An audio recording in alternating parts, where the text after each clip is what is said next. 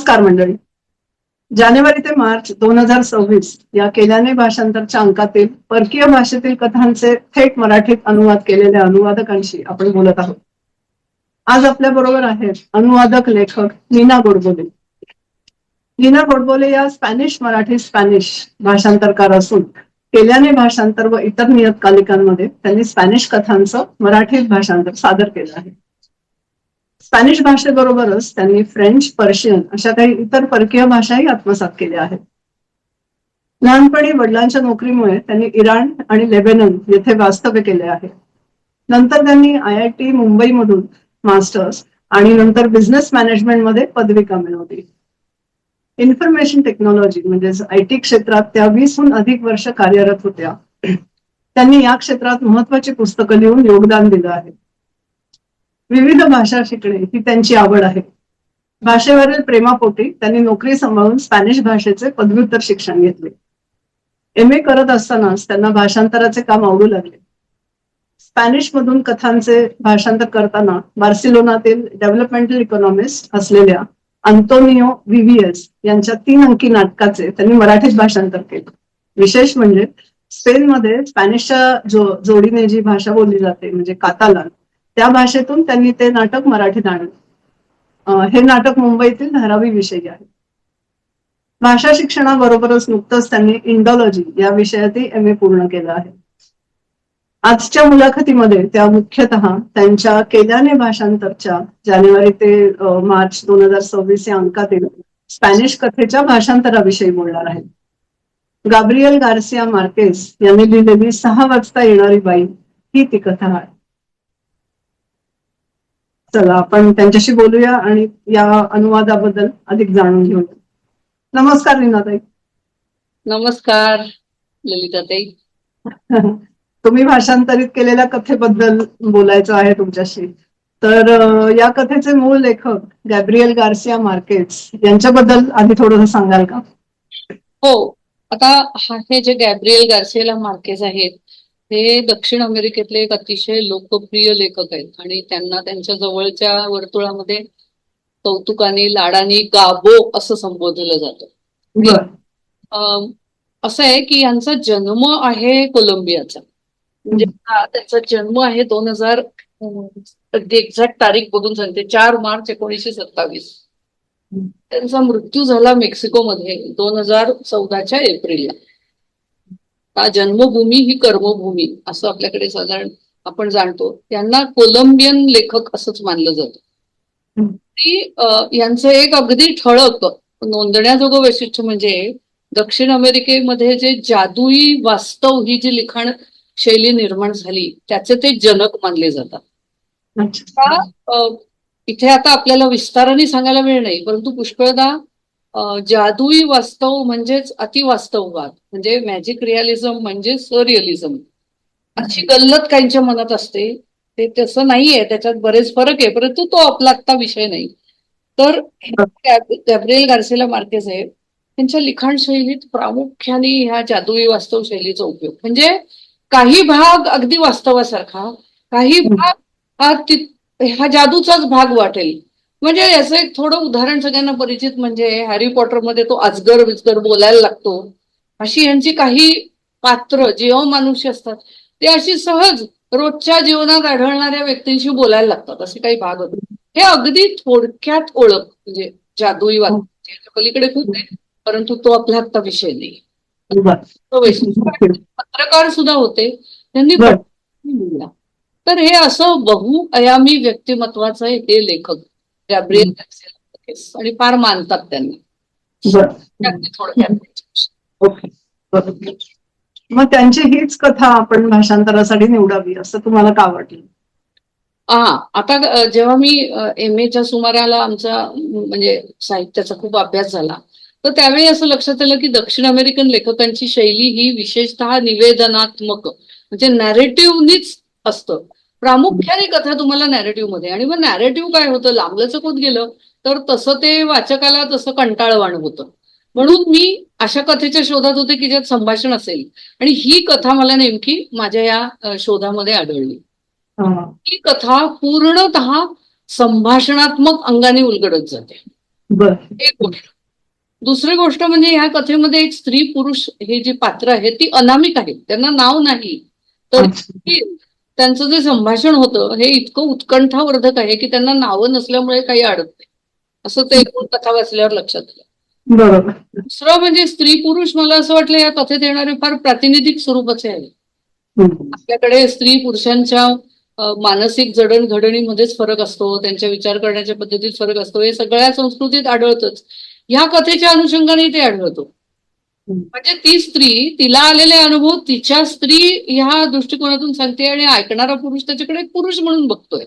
म्हणून या दीर्घ संभाषणामधून जे कळतं ना ते माझ्या मते प्रत्येक वाचकाला वेगळाच अन्वय लागू शकेल.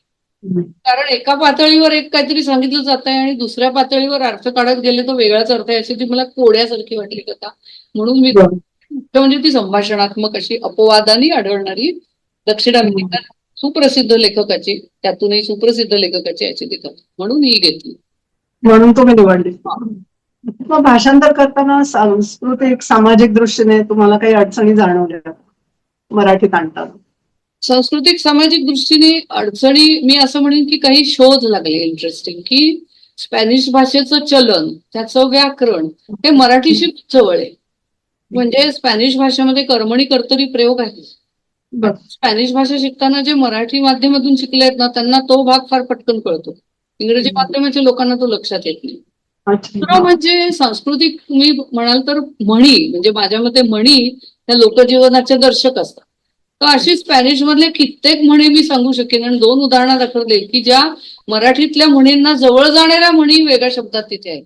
उदाहरणार्थ उथळ पाण्याला, उथळ पाण्याला फळफळाट फार, ही एक म्हण घ्या. किंवा आधीच थोडं आणि व्याह्याने धाडलं घोडं, ती अशा थाटाची म्हणी अशा आहेत. नंतर शिवाय त्यांचे शब्द आहेत ना, मी एक यादीच केली बरं का, त्यांचे खूपसे शब्द आहेत ना ते सुद्धा मराठीला जवळ आहे. आता आपल्याकडे आपण पाखरू म्हणतो, पाखरू पक्षी, तर त्यांच्यामध्ये पहारो असा शब्द आहे, पहारो. आपण फलाणा माणूस म्हणतो, तर त्याच्यात त्यांच्याकडे फुलानो असा शब्द आहे. त्यानंतर तुला तर ते तूच म्हणतात. नंतर कमीज असा आपल्याकडे जो शब्द आहे त्याला कमीसा असा शब्द आहे. आपल्याकडे अलमारी शब्द आहे त्याला अलमारियो असा शब्द आहे. आपल्याकडे मेज असा शब्द आहे त्याला मेसा असा शब्द आहे. एक अजून उदाहरण म्हणजे मुंगूसला मांगोस्ता. तर अशी भली मोठी यादी होऊ शकेल. अरेबिक भाषेमधून आलेले शब्द तर प्रचंड आहे, कारण की त्यांच्यावर एक 800,000 वर्ष ते होतं. पण आपल्याला मराठीबद्दल बोलायचंय तर मराठीला जवळीक अशी लगटून जाणारी भाषा आहे असं मला असं खूप एक छान प्रेम वाढायला या भाषेविषयी अजून एक कारण. निश्चितच ना, किती साम्य दर्शवणारे शब्द आहेत. नीनाताई, तुम्ही भाषांतर करताना म्हणजे स्पॅनिश वाक्यरचना आणि मराठी वाक्यरचना याच्यात काही फरक आहेत का, किंवा त्याचं भाषांतर करताना तुम्हाला काही अडचणी येतात का वाक्यरचनेच्या दृष्टीने? हा ललिताताई, चांगला प्रश्न विचारला. आता 12 वर्षापेक्षा अधिक काळ त्या भाषेत मी वावरते, तर त्या काही वैशिष्ट्य जाणवलं. अनुवादाच्या दृष्टीने पहिलं आव्हान असं जाणवलं की स्पॅनिश मध्ये ना वाक्य फार लांबलचक असतात. म्हणजे आम्हाला आमचे प्रोफेसर तर म्हणायचेच की शब्दांची इकॉनॉमी थोडक्यात त्यांना सांगताच येत नाही जणू, असं तिनेच कबूल केलं होतं स्पॅनिश. त्यामुळे ती लांब लचक वाक्य, म्हणजे अशी एक एक पॅराग्राफ जाणारी, एक एक परिच्छेदभर वाक्य ऐकली. आता कसं असतं अनुवादाला, आम्ही वर्कशॉपही खूप अटेंड केले, तर त्यात कसं असतं की आधी ते सोडवून घ्यायला लागतं. कारण जेव्हा एवढं लांब वाक्य असतं तेव्हा कोण कोणाचा काय कोणाला हे सगळे मुद्दे येतात. म्हणजे आधी ते वाक्य सोडवून घ्यायचं. म्हणजे ज्याला क्लासिकल लँग्वेज वर्कशॉपमध्ये, ट्रान्सलेशन वर्कशॉपमध्ये अनालिसिस सिंथेसिस म्हणतात ना, त्या अँगलने जायला लागतं. ते वाक्य सोडवूनच घ्यायला लागतं. हे एक वैशिष्ट्य. नंतर सर्वनामाचा उपयोग तिथे फार मजेशीर, म्हणजे सकर्मक क्रियापदामध्ये कर्माची द्विरुक्ती होते. म्हणजे एक अगदी भाषांतरित लिटरल भाषांतर सारखे आपण म्हणतो त्याचं डोकं दुखतंय, त्याला त्याचं डोकं दुखतंय, अशा पद्धतीने ते कर्म आहे. म्हणजे असं त्यामुळे ते भाषांतर करताना ते तसंच्या तसं नाही करून त्याची धाटणी पुन्हा मराठी ठेवायला लागते. अजून एक गोष्ट म्हणजे जे अवयव असतात शरीराचे त्याच्या बाबतीत पॉझेसिव्ह प्रोनाऊन वापरतच नाही. म्हणजे आपण मराठी म्हणतो माझं डोकं दुखतं असं नाही, तिथे मला डोकं दुखतंय कारण तिथे बहुतेक ही धारणा आहे की माझंच डोकं मला दुखणार, म्हणजे दुसऱ्याचं डोकं मला कसं दुखेल. त्यामुळे ते ही पॉझिटिव्ह प्रोनाऊन हा प्रकार नाही, हे एक वैशिष्ट्य. आणि दुसरं असं की अरे तुरे, म्हणजे स्पेनच्या स्पॅनिशमध्ये सरसकट कोकणात असतं तसं अरे तुरे हा बर. सगळ्यांना, म्हणजे त्यांना फारसा परिचय लागत नाही. परंतु दक्षिण अमेरिकेच्या काही भाषांमध्ये, क्युबा वगैरे सारख्या ठिकाणी आदरार्थी संबोधन तर ते वापरलं जातं. आता ह्याची गंमत कशी झाली, तेव्हा ते तुम्ही उल्लेख केलात ते कातलान मधलं नाटक करत होते ना, तेव्हा दक्षिण भारतातून आलेल्या एका जोडप्याची धारावीमध्ये ते नोकरी धंद्यासाठी येतात, ती कथा आहे. तर ती बाई, तिचा उल्लेख त्या भाषांतरामध्ये, भाषांतर नाही त्या नाटकामध्ये अरे नवऱ्याला असा होता. तर मी ठरवलं की नाही, हे असू शकत नाही, कारण दक्षिण अमेरिकेची बाई सांस्कृतिक दृष्ट्या नवऱ्याला अरे तुरे करणार नाही. म्हणजे हे अजून एक फरक सांगते थोडक्यात, की जिथे जिथे मी भाषांतरं वाचली इतरांची, तिथे वानर आणि माकड ह्या संकल्पनात त्यांना फरक कळत नाही.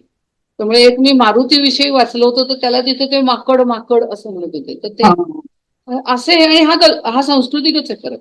म्हणजे थोडक्यात सांगायचं म्हणजे हे असे 4-5 फरक सांगता येते. तुम्ही खूप छान सांगितलं तुमच्या कथेच्या भाषांतराच्या अनुभवाविषयी. आणि आजच्या या संवादातून आपल्या लक्षात आलंय की भाषांतराची प्रक्रिया किती सूक्ष्म आणि समृद्ध आहे, नाही का? पण तुम्ही माझे विचार मांडू दिले त्याबद्दल मी तुमची आणि केल्याने भाषांतरची व्यक्तिशः फार आभारी आहे.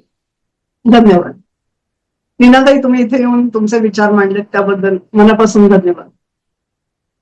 धन्यवाद तुम्हाला. नमस्कार. तर मंडळी, अशाच दर्जेदार अनुवादांसाठी केल्याने भाषांतर या त्रैमासिकाचे वर्गणीदार व्हा आणि परकीय भाषांमधून थेट मराठीत अनुवादित साहित्याच्या या प्रवासात सहभागी व्हा. तर भेटूया लवकरच. नमस्कार.